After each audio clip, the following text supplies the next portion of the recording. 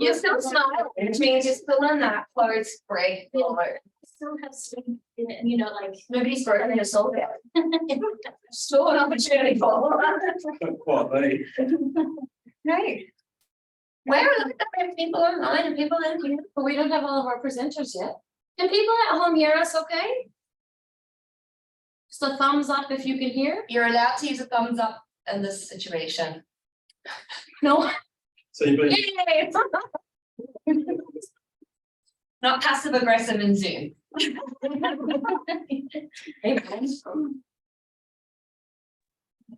Well, hopefully Fran and Alicia and Angela will show up, or we will have an abbreviated. We'll have an abbreviated event. That's all right. We all have a lot going on for Teaching and Learning Week. I'm Amy Hubble. Thank you to everybody who's here today. I'm so excited that Adriana Diaz is going to be the next director of Teaching and Learning. Thank you so much. I really enjoyed it. I thought I wouldn't be able to leave without at least doing one full activity for Teaching and Learning Week. So we're going to talk about employability today. We have many staff at our school who are doing a lot of amazing things in this space, and I'm grateful for everybody who's willing to share what they've been doing. So I would like to just start with a welcome to country, and I acknowledge the traditional custodians of the land on which we meet, which is usually the Yagara and Turrbal people, where we are right now here at the University of Queensland. And I pay my respects to their ancestors and their descendants who continue cultural and spiritual connections to country. And I also recognize their valuable contributions to Australian and global society. I've really enjoyed learning about the Indigenous cultures in this space and being in Australia. It's new to me, but I've also learned more about my own spaces in the United States and where I grew up, and how I think about all of that quite differently now since I've been here. So this has been a good learning experience for me. So before I get to that, I just want to show you a quick overview of what we're doing. We're on a pretty tight schedule. Angie is going to speak for just a couple of minutes about where we're at, and then we have presentations by Kayoko, Barbara, Angela Cook, and then Alicia, Fran, and is it G? Okay, yes, their student partner. They'll all be talking about what they've done in their classrooms. I'll put Angela, you hang in this one. Everybody's here. It's all good. We did have a different classroom initially, and we changed it because this one is the magical. You can hear people in the classroom when you're at home. This is the best space to be in. Okay, so I'm going to hand over to Angie, and that's our employability statement for the school. Hi, everybody. Thank you so much for joining us both online. I don't want to put my back to you, so it's sort of like this. And in the classroom, I'm actually really excited to see so many people here. I think it's really uplifting. I was really excited to speak in this session with us because it actually aligns with my 12-month anniversary, give or take, of being in the school. And what a 12 months we've had. The first thing that we did, actually, the first couple of weeks that I had been here, is we started to work on our employability statement in the school, and it was a really important piece of work. We've been roughly following the advanced HE program of works for embedding employability into our curriculum. And the first thing that they say that we need to do is to localize employability within our ways of knowing and being, so that our education aligns with what we believe employability to be. And so that as our students become through our programs, the employability is a natural part of that. And so I know it was a bit of a weird start because I did some crazy design thinking stuff with scissors and craft supplies and candy. But we actually had some really generative sessions. And then I took that work that we did with the staff, professional and academic staff, and we had a student activation, and our students worked with our language. And they got really engaged also with crafting materials, but they got pizza. If you want pizza, you come to my activations. And then we took it to TLC, just the school level, and lots of people had help with massaging the language. And it was a real give and take, and it was a wonderful conversation. There's a lot of discussion around specific words and how we as a school felt about very specific language, and that was exactly the process that it needed to be, because this is our statement. and it's a statement from the heart of our school around what employability means to us. And I actually gave it a test run yesterday with international agents for education. I had about 35 altogether coming through a Marty sort of demonstration, and it really resonated with them. They liked it. They said it felt different to the way UQ talks about it, but connects it. I was like, yes, you got it. So we're really proud to release this into the wild. I know we've been using it this semester, but it's official now. And we're going to be using it across all of our communications. The website's being rejigged, and this will be a central piece of it. It'll go out with our student comms. All of our welcome to students next semester will include this. And I hope that you're proud of the work that we've done to develop this. The work continues, and we've done a lot. We've got a long way to go. And so I look forward to working with everybody in the space and hearing about the exciting things you're doing today, and spending more time with you doing more things. So thank you very much, and thank you for the welcome this year. Wonderful. Thank you so much. Thank you. That's all right, Rennie. Kayoko will be our first presenter, so I'm going to stop sharing here so Kayoko can share from the classroom. Computer. I just want to set it up. Yeah. You need to share the screen.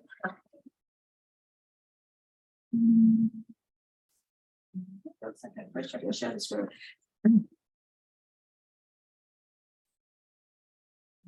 That's all right.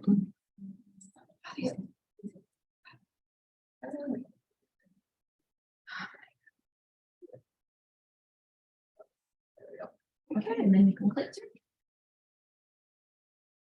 Hey, good morning. Today I like to talk about the one Japanese advanced course, JPN 3205, teaching Japanese language, and which has an internship component. Okay. So it's a background. It was it's a quite a long time ago now, 2014, when Konsho Journal and Japan is organizing local Japanese working party, and that small gathering is actually it's a starting point for us to think about is a necessity how university sector can support school sectors. And there are some staff from Department of Education and school principal teachers and staff like me attended to talk about all sorts of things. One important thing is how I actually improve the retention rate, of school children. And I was asked, so Kayoko, what you can do, how you can do. And then we came up with the idea. We sent my best student to school as a role model. Okay, this idea is quite new for Japanese people's point of view, particularly Japanese government just assume we should send so-called native speakers, and that's their assumption, import, from Japan or, Japanese native speakers, helping in assistant. But this one is actually school principals, and particularly it's really happy about having UQ students who are close to their student. They are diverse background, and in terms of age-wise, it's close. Not like a teacher getting old, and some, local, native speakers, not very young.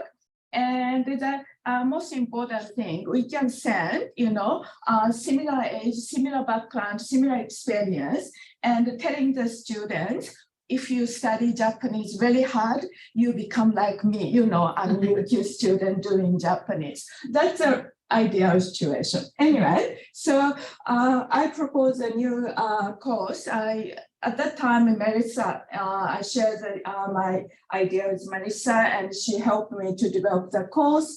And this was a new course, but which is a bit different from the existing course. We used to have, like, if you remember, Yuriko used to have a similar course, but that practice component actually they use Japanese. Our course is beginner's course at the UQ classroom, which was not really received well because students doesn't want to be, university to the same level. Okay.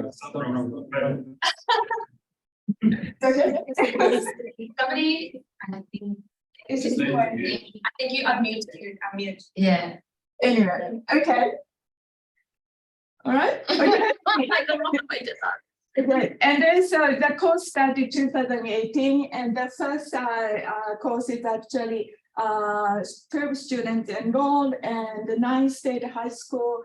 And initially, we really want to involve primary school because some primary schools start offering Japanese. They're really concerned about, continuity from primary to secondary. And we managed to get to primary school, but only this year, because I'm going to explain it later, it is very difficult to find a full-time teacher who are responsible to look after interns because primary school employment system is different, and usually language teachers, a special teacher, they are usually hired part-time and they teach at several different schools. So they are not in the position to actually look after and supervise our interns. So that's a background. And the student profile. So far since 2018, we have over 5 years. The first year 12 and 2019 20 and 22 19 and the 25 last this year. I think this increased number is reflected because of COVID. Many students couldn't go to exchange. So that's another thing. And also because of the time it's COVID situation, its employment situation, it's very unclear. So some students thought, teaching is another option. So that's why we have a 25 is quite large than expected. So that's a big background. And those students are advanced Japanese language skill, as the course code indicate, but also it's not compulsory, it's elective. So we don't force them to take. And also, this is only course so-called Japanese native speaker who are not doing Japanese as a major DQ. It's actually available for them. We do not discriminate because assessment is not based on Japanese. Okay, so that's only one course available for them. And available for Black students, again, we don't discriminate there, so Black students can do. And in terms of percentage, you might be interested. We have an education major student, but average about 20%. So it's not the majority. So this course is taken by education major student, but they are not majority student. And students choose this course because they want to test the water before they commit teaching, career and see how it's suitable for them. And every year, 1 or 2 students decided to do Master of Teaching or teaching of professional, Master of Teaching professional in other universities. And also some students really want to just get out from campus and do something, yay. And, have professional experience. But also some students really want to see how Japanese, progress, and be able to teach and how they can contribute to their own, high school. That's the conclusion. And the internship itself, the work arrangement is being agreed between UQ and the Department of Education, the legal thing that's, Angie mentioned in before the school meeting. It has been done through lawyers. And then 5 weeks, sometimes 4 weeks, it depends on the holidays because we send them after Easter. So it really depends on every year Easter's calendar. And we have Anzac Day and there Monday holiday, so it's very tricky. So some year we can't get 4 weeks, but this year, next year, definitely we can have 5 weeks. So in terms of hour, we said 4 hours minimum per week because why is 4 hours come up is this course is contact hours 3 hours, and we assume it's fair to expect 4 hours because other students study other courses, and we can't really commit, expect them to commit more than 4 hours. So this 4 hours could be some students do only 1 day, some students spread, or they could do more than 4 hours. One student, as a part-time student, she basically went to every single day to the school. So the whole school very lucky. So it's really depends on their time schedule, that timetable for other subject, and also their physical location, and also how, host school, Japanese class timetable. So if the student available only Friday, for example, but if it's a small school, they don't have Japanese class on Friday, then I have to change the school or they have to negotiate. So that's a bit tricky background. And what they do is interns assist teacher and student, which is different from practicum. Like education practicum is actually assessed, and performance by their host school. But this one is actually, we provide service. So we have to tell that you have to be useful in many ways. It's up to you, but they are not fully qualified teachers, so they are not allowed to conduct classes by themselves, but they can do partial thing and marking and develop classroom material, anything.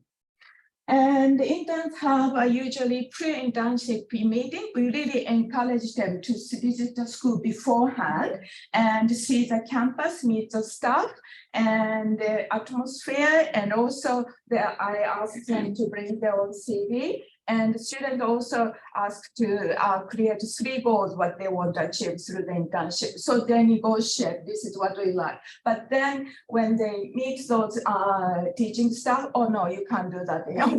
Okay, I have to change. For example, one student wanted to compare how, the different approach of native speaker teacher to non-native speaker teacher. But if you have the goal, but the one school doesn't have any native speakers, then they have to change. So anyway, so that's pre-internship meeting is very useful. And also during the internship, student keep journal, and it means every single thing, today what I did, how many students there, what my role is, kind of thing. And that's part of the assessment, and the interns are not assessed by the school. Yeah, of course, I asked the host school the feedback at the end of the internship, but they are not the people who actually decide their grade. Okay. And internship host school, these are some of the schools, we are currently sending. And the list is actually, it's quite fluid.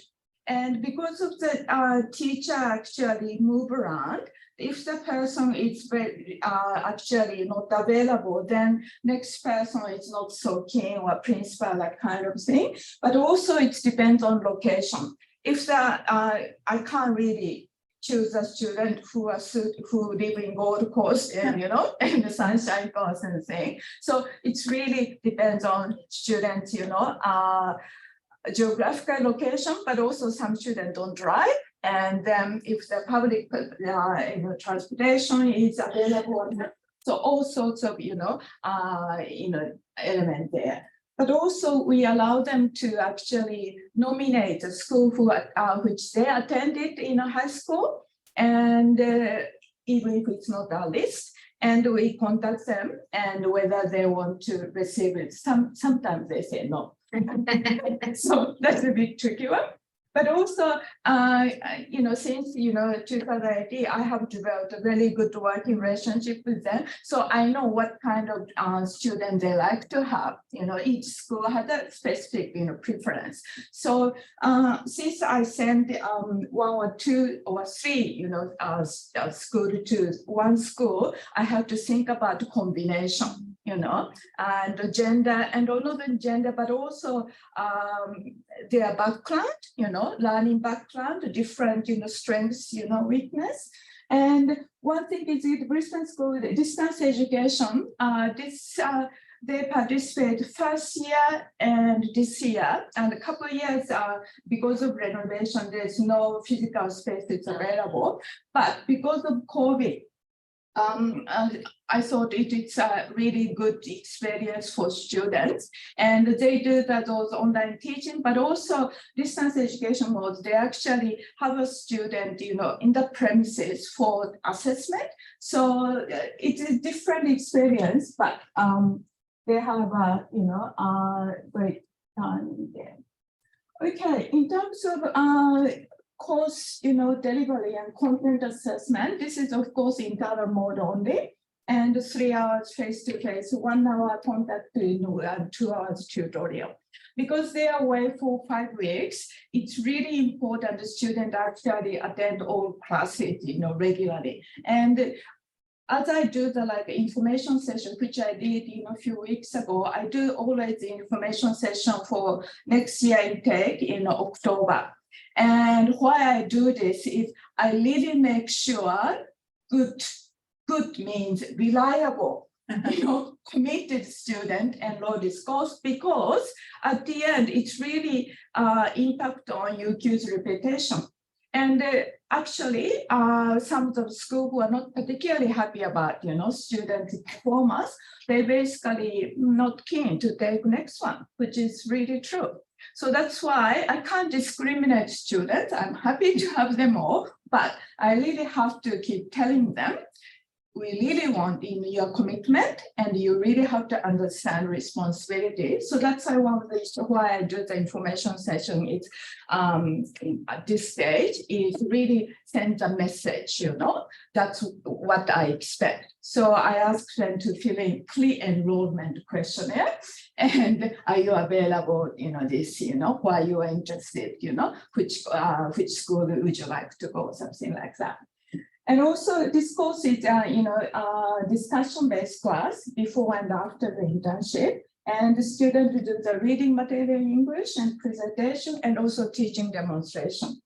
And course materials are reading materials as well as the Australian curriculum and Queensland senior Japanese. So for students, they have opportunity to really scrutinize the current curriculum before they go to the school. And that's given them very eye-opening experience, because many students never seen, curriculum, Queensland curriculum, and they thought, wow, we are not told this. No, I didn't say that. I never seen it. No, that kind of thing. Why my school didn't, teach this kind of thing? So it's really, interesting experience for them, and those classroom discussion and compare notes. And assessment is a reading material presentation in English and teaching demonstration. This is both English and Japanese, and internship journal and report. And final essay. Final essay is a combination of reading material and also their experience in internship and how actually their goal and achievement reflection, and they can relate to some issues, argued in those academic, field. So, okay, employability, Andy. Okay. I'm not marketing on this. It's our I really thought, okay. So through this course, students have opportunity to deepen their understanding of workplace expectation. Okay, dress code is very important. I send students for pre-internship meeting. One of the things is just observe how teacher dress. It really depends, because actually at very early stage, one school rang me and complained about my student outfit. I thought she's not nice. But I said, thank you very much. Thank you for, obviously the student turned up black tight jeans and the kind of thing that the school didn't like it. She doesn't present herself as like a teacher. So I have to tell them, you should look like a teacher, not look like a, young adult. Yeah. But also you have to chase kids, no high heel, no mini skirt, no thong, no t-shirt, not open, that kind of thing. So, but again, it really depends on school. So that's why pre-internship meeting is very important. But also we choose only state high school, some state college for internship, because the bottom line is this program is actually started in the spirit to support local school, which has limited resources. So that's why we do not send, private school love to have us, but we really want to limit and state school. And also, I think it's important for students to understand, even some of them from private school, they really have to understand how state school run. And they have lots of restriction, obligation to follow, state curriculum. And also in terms of professional knowledge, they have opportunity to better understand curriculum, teaching material assessment, and pedagogy. And personal skill, presentation, public speech, classroom control, that's the hardest one. And also voice with authority, not just dress code, but how they can present themselves as an adult, not just a teenager, close to students as a friend. Teacher voice. Yes, but also they really feel uncomfortable sometimes, to have authority kind of thing. So they have to really negotiate, what they expected, what they have to do. And also they should have ability to engage with children with various needs. Some schools actually ask them to put, our intern, could you please look after this particular students. So sometimes they are allocated to very, advanced students, but also sometimes students who are really need, struggling students. And lastly, one of the most important thing I really want to emphasize, this internship space, gives them opportunity to really reflect their paths, as a Japanese language learners. So from learners to teacher, practitioner, and how, they can see their future in relation to using Japanese language and Japanese language knowledge and culture. Not necessarily, not all of them become language teacher, but how they can actually imagine their future, through this experience. Okay, thank you very much. Time for one or two questions. If anyone would like to ask a question available. Yes. I don't have a question, I have a comment. Yes. I recently read a paper that said that one of the biggest issues with students in high school is that they're struggling to conceptualize their future and conceptualize themselves as professionals. And I think that this course goes a long way in helping our students with that. So I think it's fantastic. Thank you for your contribution to this. Thank you. So just one thing I like that, one of the things why bother study Japanese kind of attitude, and many students do not really understand you don't have to major Japanese, your dual degree, and diploma of languages. There are lots of ways to maintain not just Japanese, but any languages they can keep learning. In high school, they don't have that kind of information. So that's why to send a student who are doing law and medicine, engineer, accounting, oh yes, I'm still doing Japanese, because of the passion. And that kind of information is vital.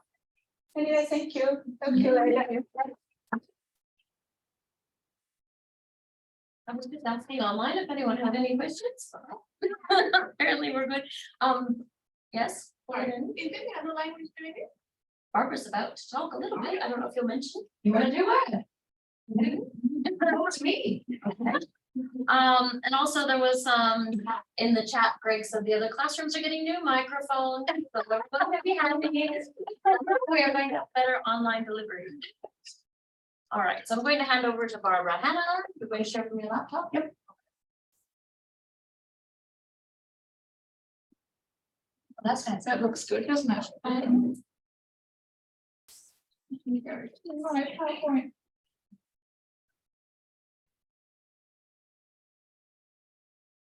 Okay, so it's very exciting to be here talking about employability and hearing what other people are doing. So my presentation is a little bit different in that I'm not talking about a specific project, but rather about embedding, talking about employability in different courses. Specifically through discussion of job advertisements in two different courses, Friend 3375, Teaching and Learning French, and at the other end of the scale, Introductory French 2. So I'm sure that we have all considered these challenges, or perhaps some of our more grumpy colleagues may have reminded us of them. There is just so much to teach and learn, and there is so little time. So how can we include employability in courses without sacrificing, so major scare quotes there, sacrificing learning of or about the language and culture? How can I include talking about employability without sacrificing use of the target language? So I have two examples of changes within existing courses where I've tried to draw attention to language and employability. What I'm going to present is all grounded in two precursor projects. Firstly, some of you will remember or were involved in, so hi Adriana, and of people who are forgetting, Paul. We had a project 2016 to 2019, revitalizing language assessment, sustainable change through international benchmarking knowledge transfer. And we were looking there at the Common European Framework of Reference for Languages, and how we could change some of our assessment practices so that they allowed students to demonstrate different skills. Growing out of that, I undertook a project firstly with Alicia Tui and then with Adriana and Anna and others, looking at how we could use the Common European Framework of Reference to talk about employability, and thank you to the school for funding that. So what is the CEFR? So it is a series of descriptors of what language users can do, developed by the Council of Europe, which describes its view of language as a vehicle for opportunity and success in social, educational, and professional domains. So it's very clearly there with using a language in your profession. The frame of reference is compatible with or promotes an action-oriented approach. So basically, the perspective is that plurilingual language users accomplish tasks, often through collaboration with other language users. And of course, there are the scales. I'm just, sorry, having a unable to see moment. This is very small cursor. So you may know the assessment grid. This is the self-assessment grid. If you've got good eyes, you can see that there are a lot of I can statements. So listening, I can understand the main points of clear standard speech or in spoken interaction. I can handle short social exchanges, or I can use a series of phrases and sentences to describe in simple terms my family. So it's all about things people can do. Then there are a lot more detailed scales. So here, just taking some examples at random, there are scales for things like, who knows what this is, listening as a member of a live audience.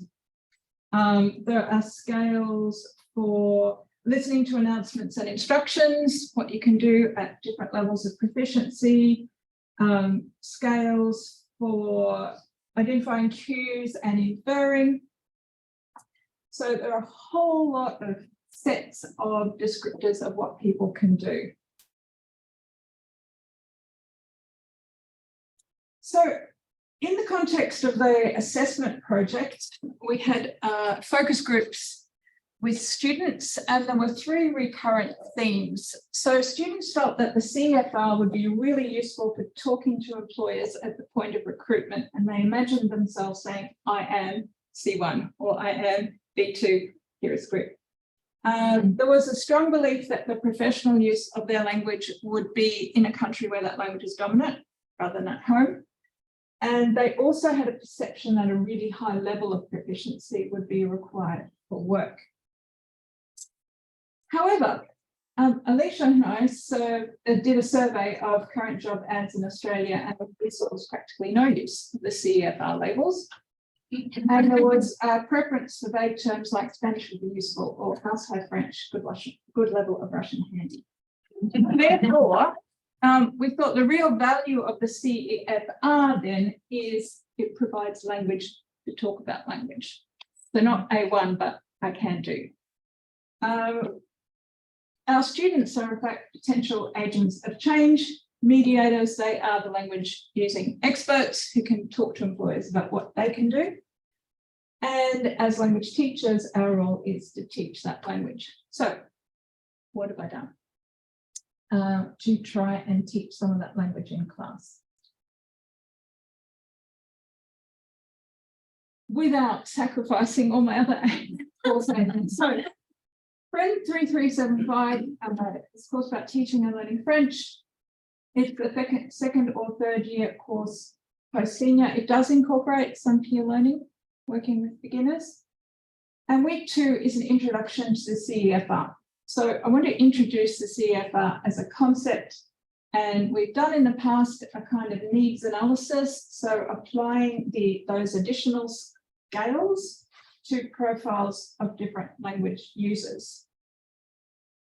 This gave me an opportunity within the existing course content to focus on employability. Back in 2020 and 2021, I had a lot of fun writing profiles of imaginary language users. So Wei Wei and Will busking their way around Europe, or Goff and Gloria renovating a barn in France. But in 2021, I decided that we could actually use descriptions. We could do a needs analysis on current job ads.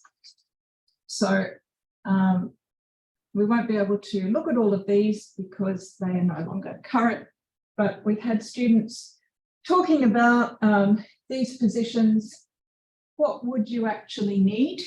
So the ads were quite vague, must have French, but what would you have to do with your French? And then thinking about what they already were able to do. For me, this was a bit of a departure from my usual practice because there was English in the classroom. My previous profiles were in French. Here I had so much English, but we took a moment in class to think about the CEFR's idea of the plurilingual user. So English is a place we're not denying that we also speak English. The discussion was in French, also a little bit in English. So the quote that is my title to this presentation, hey, I could do that job. That was a student reacting to this advertisement for a French-speaking volunteer to visit an elderly lady. I also had someone very excited about the job at the Armadale School who said, "This is me." And I think it is. So that was pretty easy to bring in the CEFR and to talk about employability. Down in introductory, here I had an opportunity. As you may remember, there have been some disruptions to the university calendar of late. And I found myself in a position last year needing to invent a whole new lesson. So week 13, the last course, I pitched it as taking stock of what we had learned over the year. This is a course that's taught in French. For the last day, we still kept as much French as possible, but I did allow some more English as a classroom language. I said that I would speak in French if I thought they'd understood it, and in English if I thought they didn't, and they were welcome to go back into French, and they did. They were really keen to use French. So here, let me go. This is very busy. It's not very pretty, but let me talk through it. So first of all, I presented the self-assessment grid, and we had a bit of a chat about what it is that they could do in French. Let's see. No, that actually is the English one. So we talked about what they could do. I can. Where did they see themselves? We then talked a bit about their experiences, and this we can do in French. So languages and work. Have you already used French at work? Yes. Somebody used that Cold Spring Hill. Have you found yourself in a situation where you would have liked to use French at work? We noticed that they were all plurilingual. They have at least 2 languages, French and English. Many of them have other languages. Has that been useful? It was a great story last year about someone who did sign language at school. And she is the go-to person at her supermarket where she works. People come to that supermarket because they know she will be able to do sign language with them. Then we got on to analysing the job offers. So looking at these and talking about what you would need to do in French to carry out one of these jobs successfully. Or if French wasn't obligatory, but it could be useful, what would it be useful to do? And they, as I said, could talk about that in English, but then they were really committed to writing about it in French. So here is a humanitarian worker in Dakar. And the student has written, it's not necessary to talk French, but it's preferable. You could understand data about nutrition and health. You're going to speak French to give nutritional advice. Maybe you're going to speak with people in French, also particularly children, the nature of the job. We had a bit of a talk about why it would be useful. So you want to work in Dakar, but would it be useful to apply for a job as a waiter in Melbourne? And people say yes. So here they don't ask that you speak French, so this work is acceptable for everybody, but somebody else says it's a French restaurant. If you speak French, it's more authentic. It's also useful for French tourists. And somebody said it would be so useful to work as a waiter. Later on, I want to work in France, but if I could say I had already worked in a French business, that would help me. I would be an insider. That was quite perceptive. So again, there's a volunteer position, there's working for the Australian government, being a tour guide. We had a bit of a chat about how some of the assessment items we've done matched with that work because they had made a video in which they were a guide.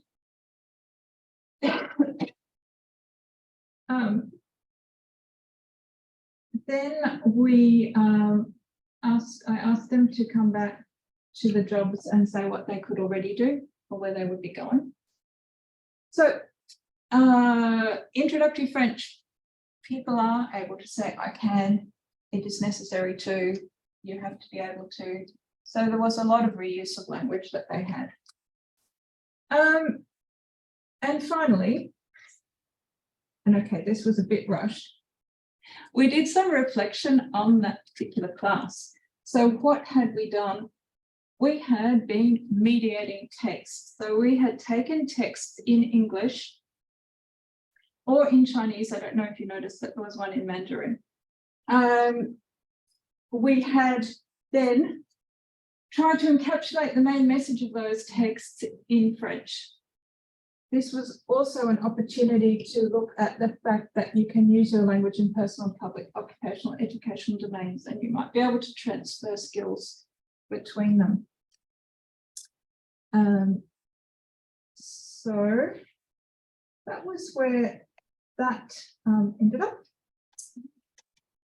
And I could talk a little bit about another way of embedding this course about employability through including references to the CFR in ECPs.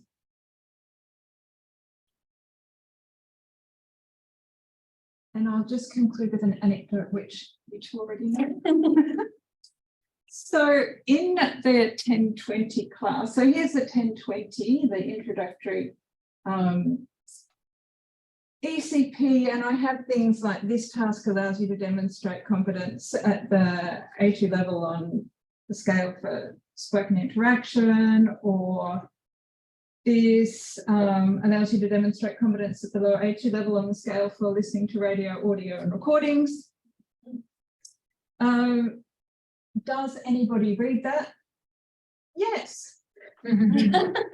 So, in a bit of a mistake in my lesson plan, I had asked the students to look at Bradley Cooper speaking French and Tom Hiddleston speaking French, and to try and place them on the self-assessment grid. And somebody said to me, well, this isn't very good. It's much better in the ECP. In the ECP, they have said really specific scales. That's much better. The ECP is much better than what you're asking. I was happy. I was a bit sad they hadn't noticed I was they, but I was very happy that somebody had read the ECP. It's paying attention to the details of the descriptors. So I'll just finish that if anyone has any questions. Oh, sorry, now it's on. So if you think back to the three things that came up in the focus groups, students thought you had to have a really good level. Tom Hiddleston and Bradley Cooper do not, but they are really able to use their French in career enhancing ways. There are jobs here. You don't have to go overseas, and you can't just use C1, B1. That was, sorry, it's not in my notes. Very clear, thank you. Questions for Barbara?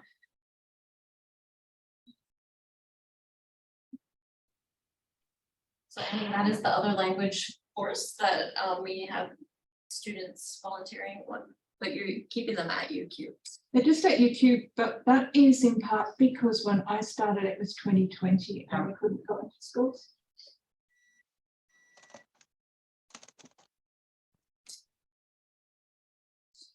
Surely somebody will have a question besides Bradley Cooper questions. I have many. Preparing for that, I do have a subtitle version of the Bradley Cooper. Yes. Is this moving into where they have to pay their tourism guide or something? Yes. And they have it's a little bit of a separate question, but is that something that they like? So the question, in case people didn't hear, is do the students like doing the video? Nobody has objected. So Nobody likes it. If they didn't like it, they would say something. it's oral production, it's not interactive. So Peter Cowley actually came up with this as you are, he asked the students to make a video where they were selling themselves as a tourist guide. So I offered this service, and I was trying to do something a bit more action-based and a bit more authentic, but it's still not authentic. They have a choice between you have put your house on Airbnb and you've left this message for people to say what there is in your neighborhood. So it's more close to there. Or your French-speaking cousin, they're completely imaginary, is coming to stay and you can't be there to greet him or her. Can you give them a guide to the neighborhood? So it's that kind of tour guide. Many people go with the French-speaking cousin. I can help myself, but which tool are you using for that? I need to take the opportunity to talk about it. I'm using Flip. Yeah. So you can experiment with that. Yeah, Microsoft Flip. So I've just got Yeah. product placement for Flip. So when it was the tourist guide site, I set up a Flip page that was tour guides of the world. And it's But what we got was a lot of people downloading information about places they've never been and just reading Wikipedia what you can do in Java. All right, thank you so much, Barbara. We have any questions in the chat? No, so far, no questions on the chat. I'm not very excited. Dress code. I might. There you go. No, I was just gonna say, I've tried to dress the part. I hope I look like a qualified teacher.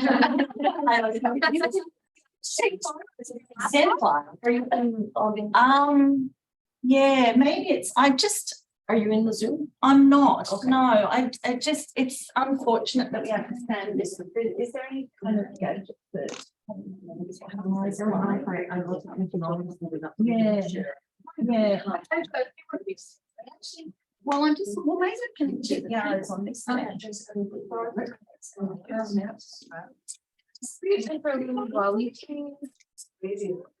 do you need to? Sorry, I don't know where to find your presentation. No, it's probably not immediate, but it is under workshops. Okay. So I just want to quickly say that I desk. Don't wear the pink field, you've got to cut it. That's really.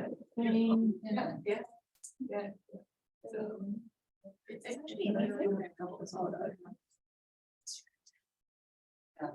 Things teachers wear. Okay. But So we didn't transcript. No, so I mean, well, I. But also there's a strong validity. Yeah. And also. But can we figure out this out then? Oh, yeah. Just use it. Yeah. Let's go over to Angela Cook now. Okay. I'm just checking, hoping that people online can see a face. Okay. So yes, my brief presentation today is about authentic workplace skills in the classroom.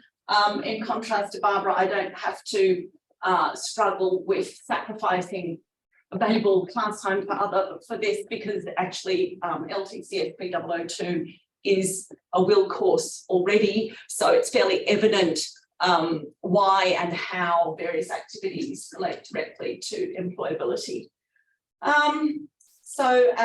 The course is translating and interpreting studies. It's now in its 8th semester as a will course. We have approximately 50 students per semester, and they come from a whole lot of different majors. They speak different loads, and we embed a 5-week will experience into the course.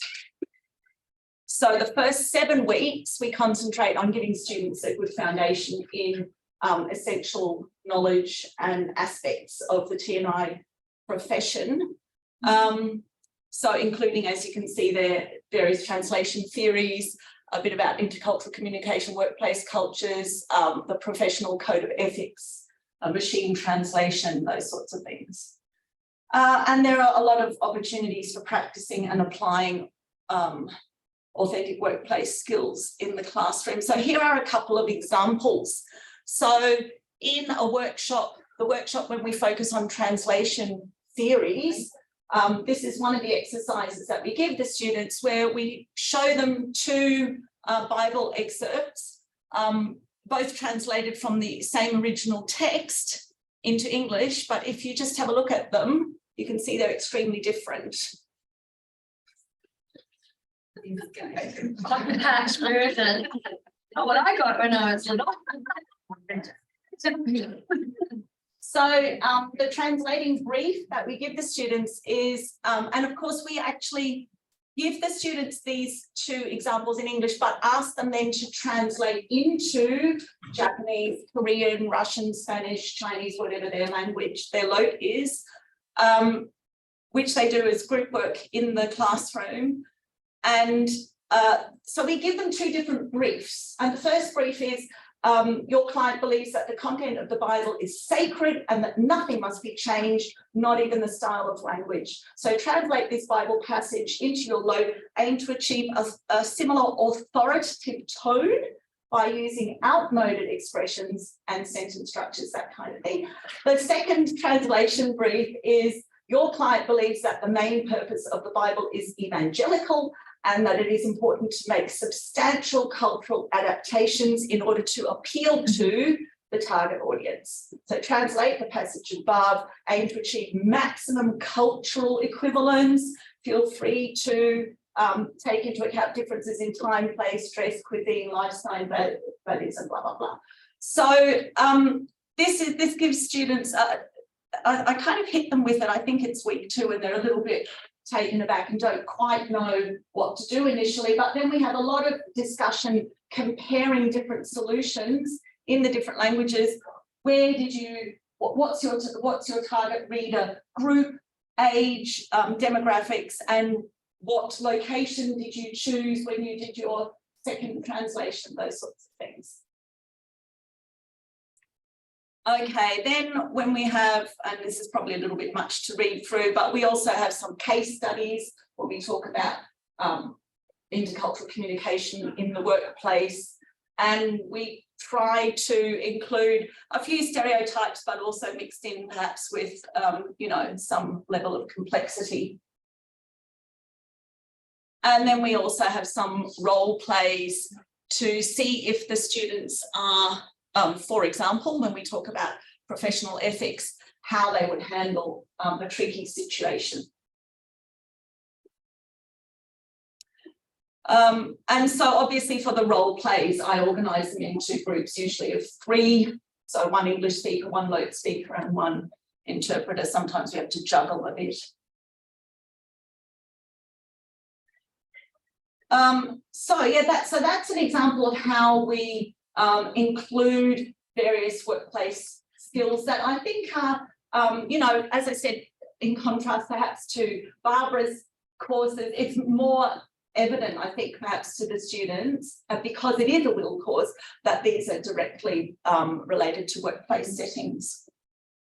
For the 5-week will projects from week 8 to week 12, we collaborate with Corella Press, which is a UQ small publisher and is itself a will initiative in ComArts. So we'll see how we go for time. I can show you some actual examples if you want to see them, or I can just give you a brief summary of a couple of examples. So because it's literary translation, there's a huge, like a lot of options for being really creative and imaginative in the way that the texts are translated.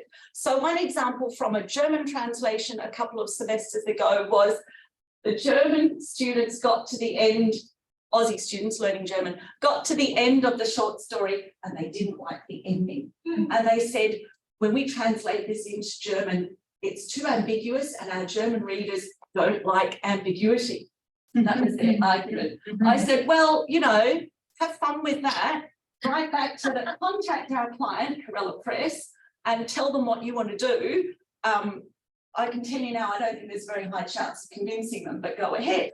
So they wrote this really detailed, you know, justification for why they wanted to make the changes. They basically wanted to delete the last 2 sentences, include some of that, like the key details earlier in the text, and then finish with a really dramatic 3-word sentence.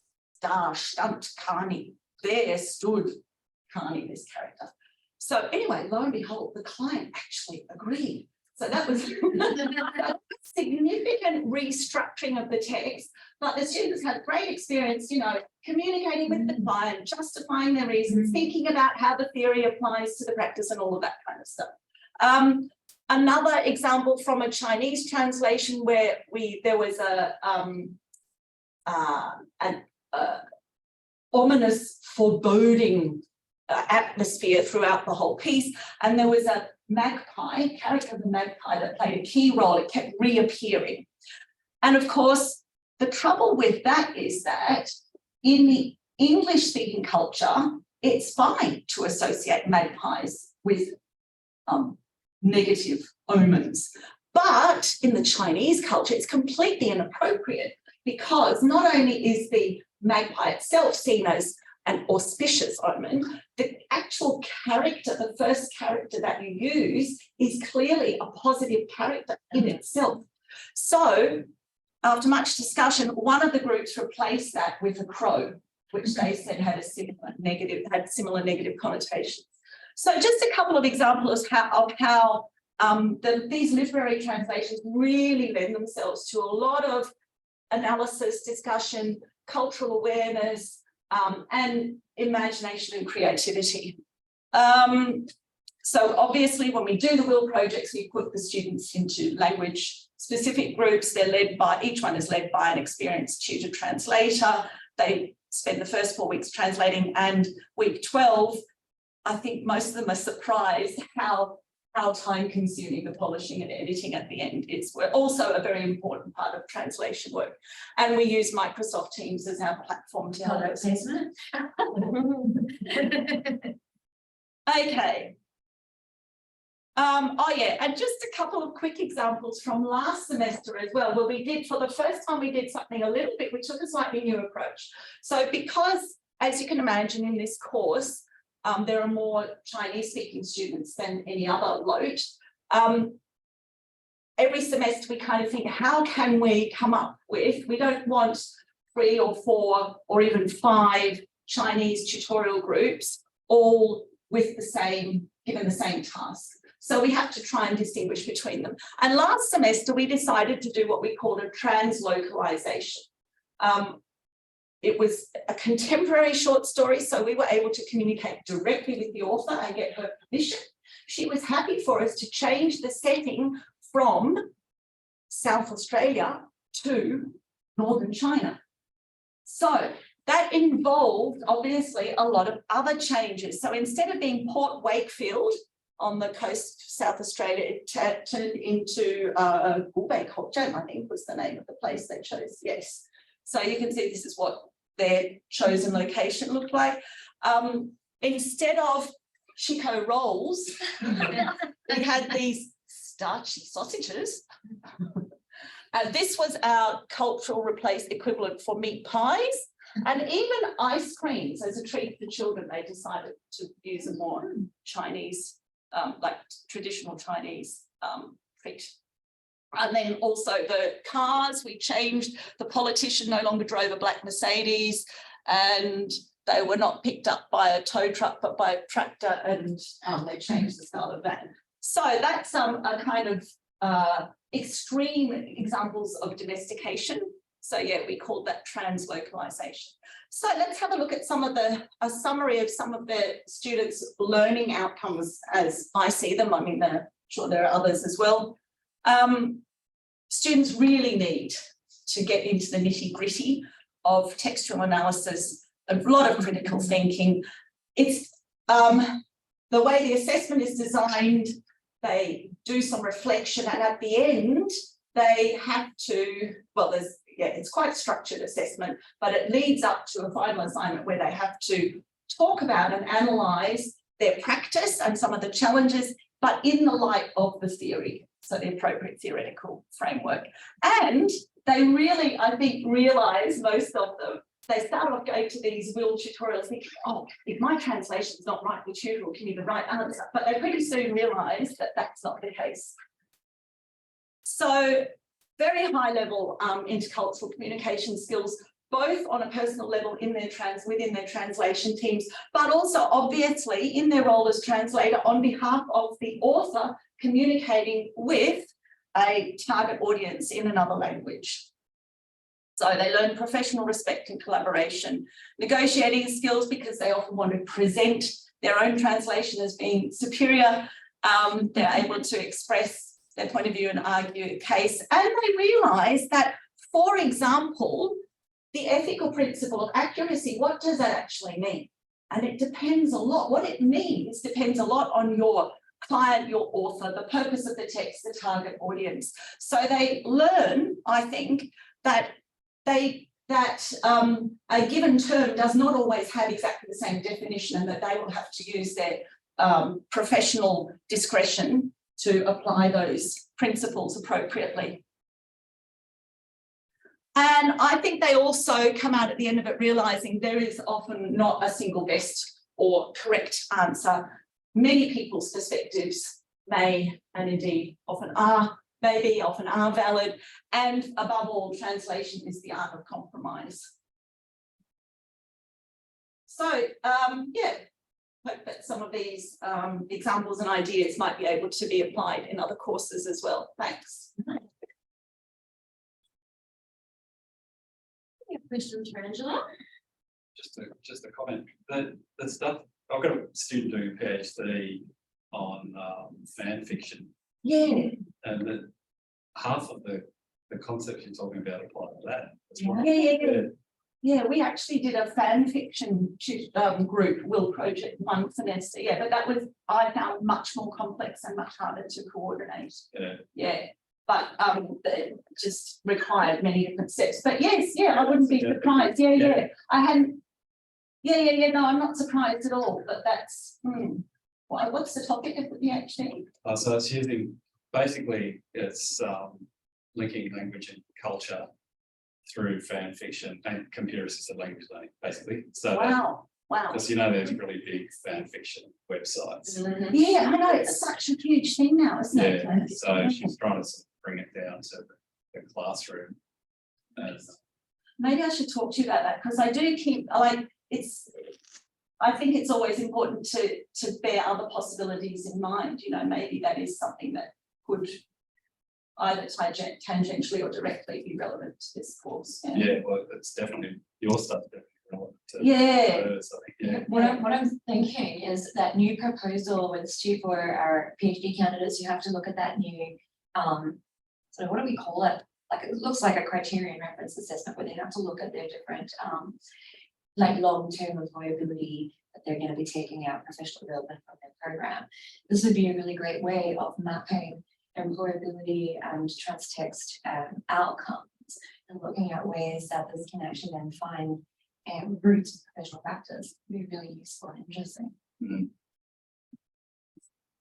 Looks as though, is there another message in the No, chat? I just thought that I'm monitoring the chat. If anyone has a question. So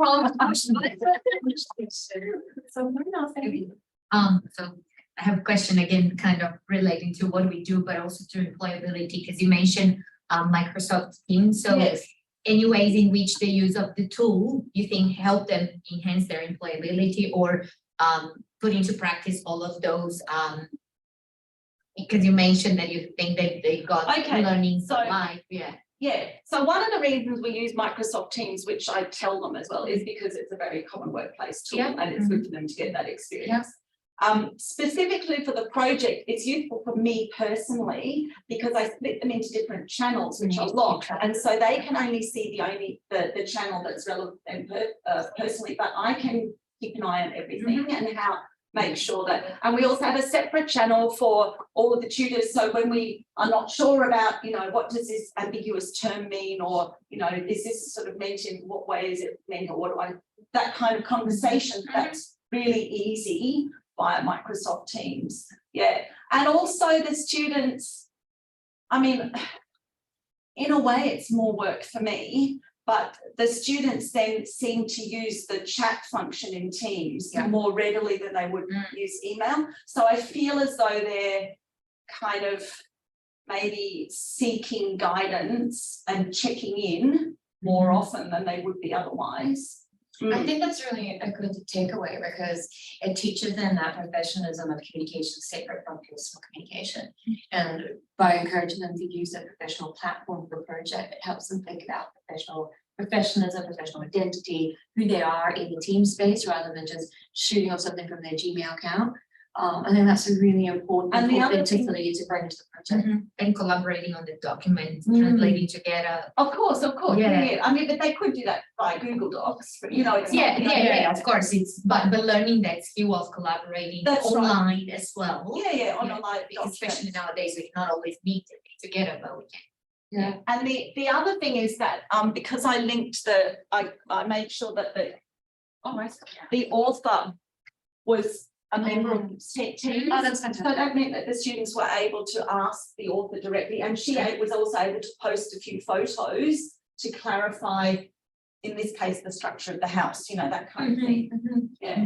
Fantastic. I was just going to say, thank you so much. And it's, you said how it was very easy to pitch this as, employability because it's about translating, but what you've really shown there is how there are all these other skills beyond translation. Yes, That's come up in the course. Yes. All these other takeaways. Yes. So it's not Yes. a course that is just because you already know you're going to be a translator, or indeed that just because you will become a translator. Yeah, and I all think- these other things. I mean, as you can imagine, I think some students don't really get that, or they don't really even notice at the end of the semester what they've learned, but others do, because you see it in the CCAT feedback, you know, that some of them really have registered, oh, you know, I actually got quite a lot out of this.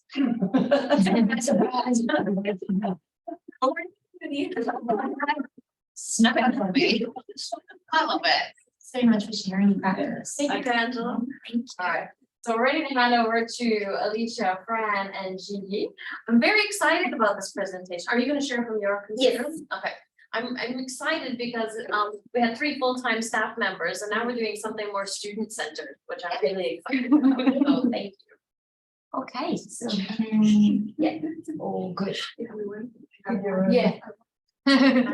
All right, so well, good morning, everyone. Thanks for joining us today. So I'm Fran, this is Alicia, and we have Liz with us here today as well. And in our presentation today, we'll be talking about from students to staff, how we enhance employability and pedagogical skills through student-staff partnership. So we are talking about something a bit different from what we've seen in the other presentations today. So just a bit of outline. As you can see, we're covering 5 main points. And I'd like to start by sharing a little bit of our story. So all of us are currently working here at UQ in different roles. So Alicia and I work in the co-lab here as learning designers. We are research assistant as well. And I'm teaching in the School of Education and here as well in the Applied Linguistics program. And Liz is working in, can you help me? Chinese and translation. Chinese. Yes, translation, of course. Turing, yeah. But we are, yeah, But in another place. yeah, and that's it. And we are all former students of the Masters of Applied Linguistics program. We graduated last year, and while we were studying here, we were given the opportunity to engage in a student-staff partnership project, or SSP. So we're going to be using the acronym SSP. And thanks to Noriko, I think she's online, who gave us the opportunity. We'll be focusing on one project today, but Alicia and I, we've worked in different projects, more than one. And we believe that this opportunity to be part of a project like that enhanced our employability skills and helped us to get to where we are now. So we'll be talking a little bit about that in our presentation. And I know some of you are already familiar with that, but not everyone might be. So I've just very quickly, very briefly, if you don't know about SSP, and I also included the website here in case you want to have a look. So the SSP projects is a program at UQ that aims to create cultural transformation as students and staff work together in different projects, different ideas, not only to improve teaching and learning, but also to improve different services offered at UQ. The projects usually last for a semester long, and students get paid $1,000 or $1,500 depending on how many hours they collaborate in this project. Okay, so a little bit about our project. So in this case, we work in a project to revitalize the course SLAT 7807, Classroom Second Language Processor Theory Research Practice. That is a course in the Applied Linguistics program. So we wanted to address the challenges that we as students and also the staff experience while teaching. So the idea was to provide future students a better, a more engaged and a better experience in the course. So some of our key outputs of this project, I'm going to go really briefly. So at the beginning, we want to know what were the problems. So for that, we interviewed 8 former students and also 3 tutors. And from that, we got what we were going to do. So we developed a welcome video for the students. And in that welcome video, we presented our tips and what the students would expect to learn in the course. So from our perspective, from the students' perspective. We also developed some guidelines for course assessments, specifically for the mini research project. That is a huge, huge assignment in that course. So we developed some stage on how to develop that project. And we give guidelines and we did videos and we did posters and a lot of materials and resources to help students to go to do the assignments.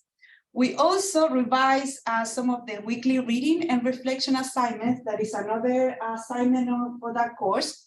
So every week they have to read literature and then revise and provide feedback and provide reflections about that.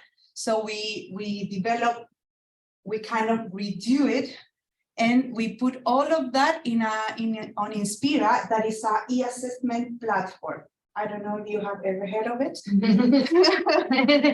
So, and lastly, we also develop an online module on H5P. That is another platform. There's another online platform in which we provided tips and ideas on how to provide peer feedback, which is really important for assessment, but also in employability, because we're always working with other people and we need to improve our whatever project we are doing, right? So we need to provide feedback in a good way, like not hurting people, by not hurt. And finally, we also showcase our presentation in the SSP in 2021.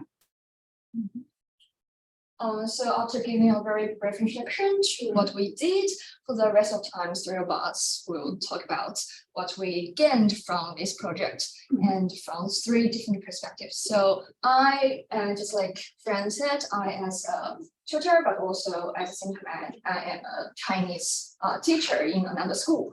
So I will talk about how the SSP project developed my pedagogical skills.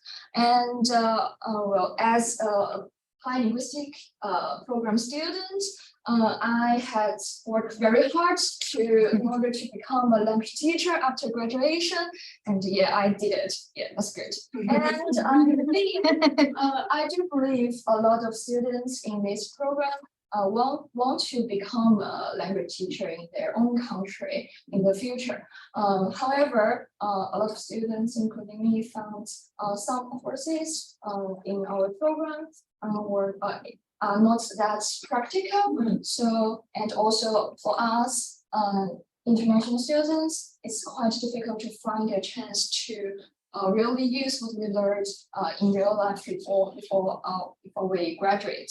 So at that time, I got a chance to do an SSP project, and I found it can actually help me to put what I had learned in different courses into practice. So at first, it's really, as I think everyone knows, as a language teacher, we need to select, prepare, and evaluate, and also design some teaching materials for teaching. And in our project, we got the chance to do that. And I think during the whole SSP project, we learned how to evaluate and develop, and also redesign some materials in order to match the teaching aims and also what students really need.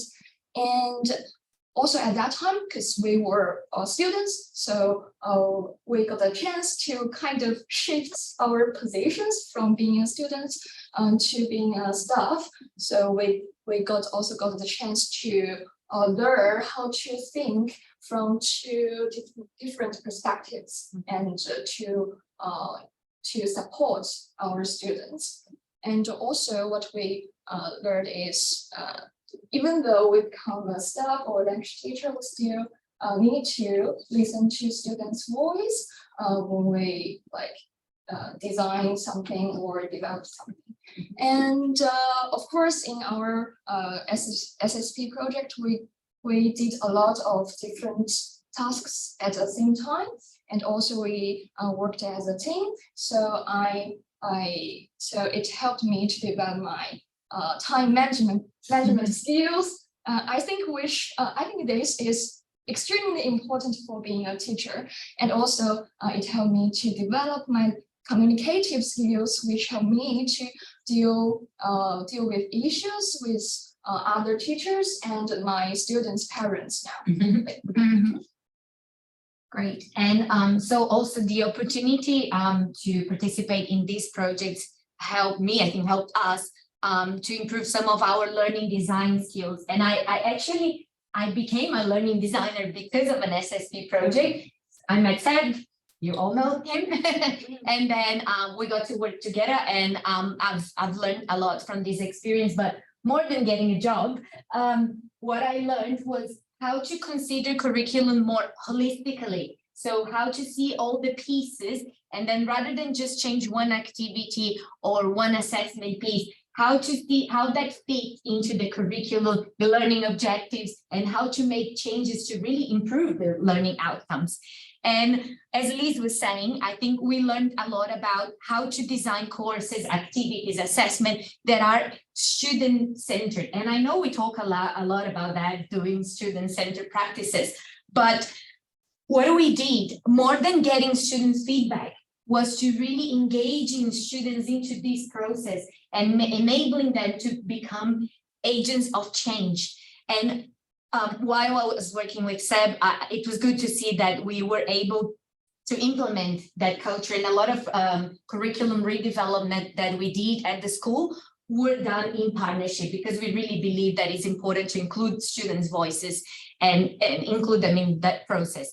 And I've also learned how to be more flexible and how to value different perspectives, because we worked with different staff, with different students, people from different backgrounds, with different experiences, different teaching expertise. So I really learned how to get all of those and try to represent that into curriculum.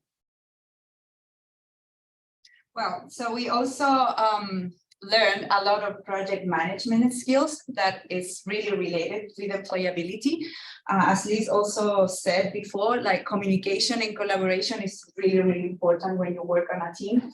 And so we learned how to use some communication channels. So for instance, as students, when we were students, we use a WhatsApp group, but we also have meetings, online meetings and face-to-face meetings with the staff. So in that way, we communicate all of our tasks. And we also learn how to allocate all the tasks. So for that, we use Trello boards. I don't know if you have used it, but it's pretty easy for micromanaging projects like this one, because you have everything in one place, and you can upload documents. We can also follow the progress and communicate in the same platform.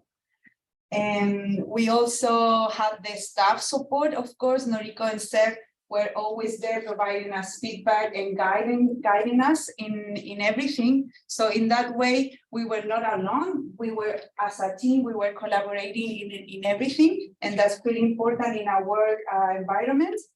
And so all of these are transferable skills, not only for learner designers, for teachers, for any kind of role, because all of the platforms that we use and we learn also how to use H5P, how to work on Inspira. So all of those are assessment tools or pedagogical tools that we can keep using in our practices.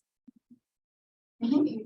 And sorry, I just think it's important to say that I think, I don't know if for Elisa, but for me, and I think for Liz, it was our first opportunity to work in our field here in Australia. So it's really it was a really meaningful opportunity. And when I applied for a teaching job later on, like I have years and years of teaching experience from Brazil, but then I put SSP from Australia. Guess what they do? They didn't care about my experience in Brazil. They like, so you worked at UK, what did you do?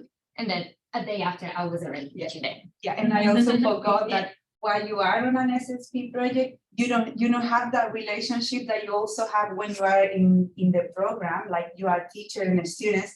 You feel more like colleagues. So it's a different relationship, and that helps you to connect with your students. And for us was help us to connect with the staff. So that was really, really important. Mm-hmm. Yeah, just for a brief summary, we do believe that SSP projects can benefit students from different aspects. And first, some highlights, something that we want to highlight. First, it can give our students a very precise opportunity to do some practical experience. I think it's very important for our students, and also it can provide a chance for students to learn how to think from both staff and the learner's perspective, and also to help them to develop this ability to think more holistically. Mhm. And also, just like Alicia said, you can just enhance students' employability skills, including like how to collaborate to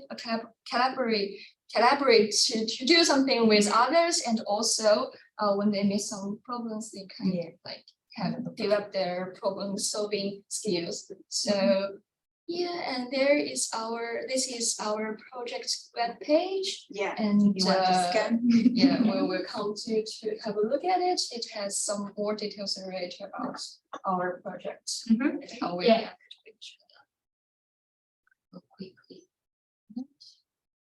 And then if, in case you haven't done any student staff partnership projects before, I think this webpage has a lot of information about how we collaborated. We are not. You You need to share. Sorry. Yes, so this webpage has a lot about how we started, like the interviews. We have a bit of a video summarizing everything we did. And yeah, what we asked in these questions to start the project, to start the redevelopment, everything that we did. They welcome. Yeah, and so on and so forth. So you are welcome to have a look, and always happy to chat to you in case you have questions about how to start an SSP. But we really believe it's a good opportunity for students, but also for staff. I think, yeah. I think that's all. Thank you. Can you share that page on your call lab page on Teams? Yes, sure. Any questions? I did want to say, I believe the call lab won an important award on Monday. Yeah. The citation, what was it? Yeah, commendation. Yeah, the programs that enhance teaching and learning that you do.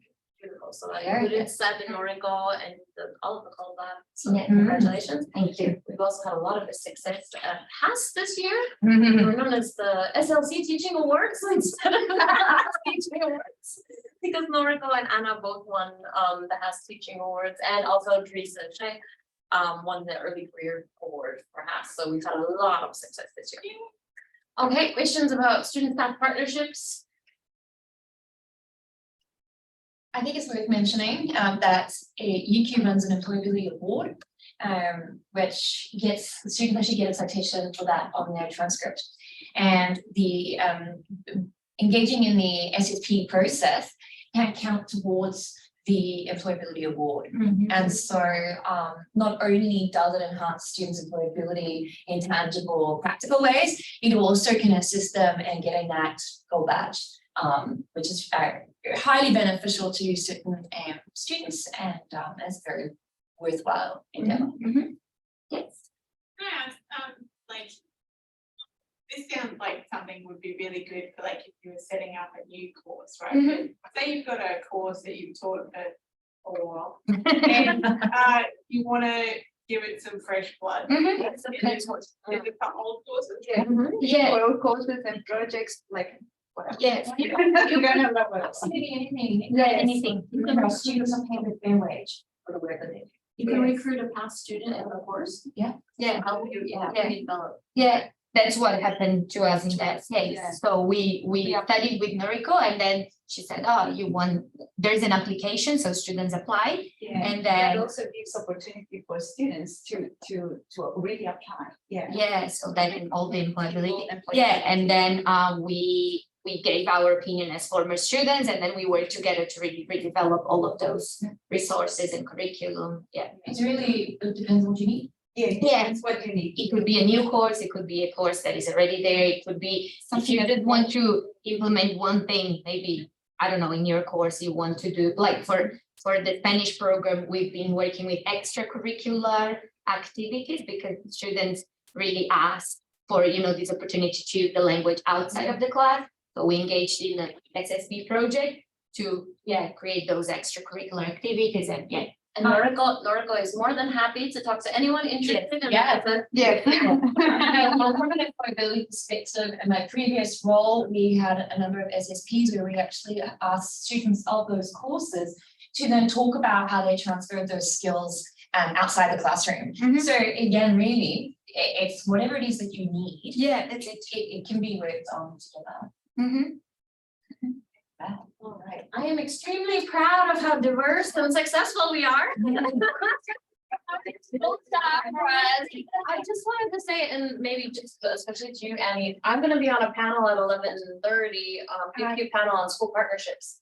So if you're interested in getting into the schools, that's online only, so you can go to the Teaching and Learning Week website and just hop online, and we'll be, I'll be talking about our collaboration with Brisbane South State Secondary College and Chinese and Spanish volunteers.